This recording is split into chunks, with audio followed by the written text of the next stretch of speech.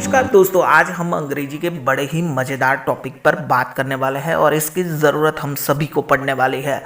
अगर आप अंग्रेजी में महारत हासिल करना चाहते हैं और आप सीखना चाहते हैं कि कोई हमें अगर वक्त पूछता है तो इंग्लिश में हम वक्त कैसे बताएं, तो इस बात को इस वीडियो के बाद आप बिल्कुल अच्छी तरह से सीख जाएंगे। लेकिन उससे पहले आप सबसे रिक्वेस्ट है, अगर आपने इस चैनल को सब्सक्राइब नहीं किया है तो चैनल को सब्सक्राइब जरूर कर देना। अगर ये वीडियो पसंद आए तो वीडियो को लाइक जरूर कर देना।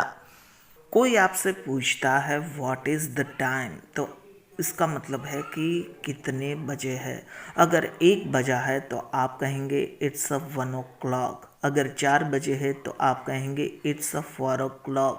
कोई कहेगा कि अभी 3:30 बजे है तो उसको इंग्लिश में कैसे कहेंगे। कोई कहेगा इतने बजने में इतने मिनट की देरी है तो आप क्या कहेंगे। कोई कहेगा कि इतने बजकर इतने मिनट हुए हैं तो इंग्लिश में कैसे कहेंगे।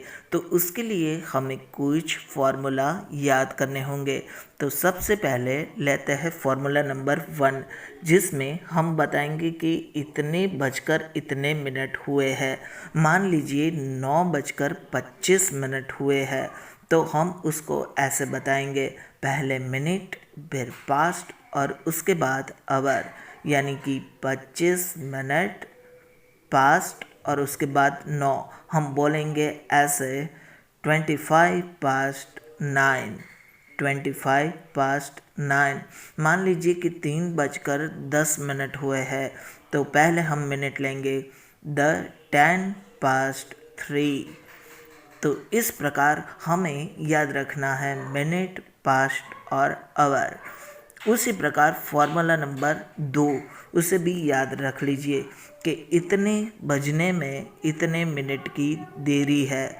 मान लीजिए कि 5 बजने में 10 मिनट की देरी है तो हम पहले लेंगे मिनट, उसके बाद लेंगे 2 और उसके बाद लेंगे आवर।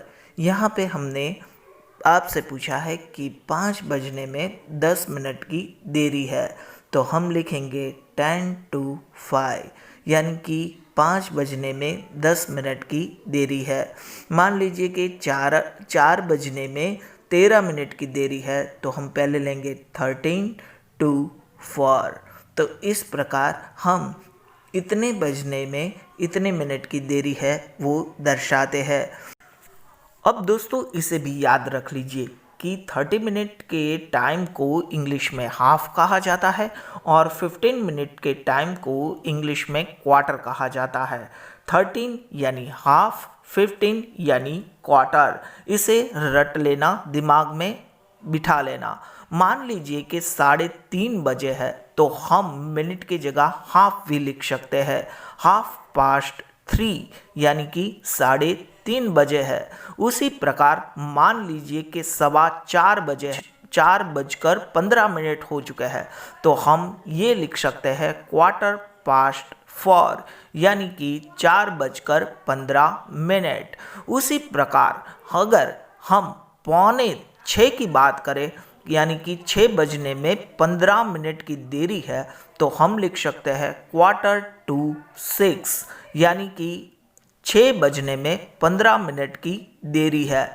हमें यहाँ पे ये याद रखना है कि 13 की जगह हम हाफ लिखते हैं और 15 मिनट की बजाय हम क्वार्टर लिखते हैं। जब समय की बात हो तो आपको ये भी याद रखना चाहिए कि रात के 12 बजे से दोपहर के 12 बजे तक के समय को AM लिखा जाता है, यानी एंटी मेरिडियन, और दोपहर के 12 बजे से रात के 12 बजे तक के वक्त के पीछे लिखा जाता है PM, यानी कि पास्ट मेरिडियन। तो दोस्तों अब की बार अगर आपसे कोई पूछता है व्हाट इज़ द टाइम, या आपसे पूछता है what is the time in your watch, तो आप तुरंत अपनी घड़ी में से देखकर उसे बता देंगे कि इतने बजे है।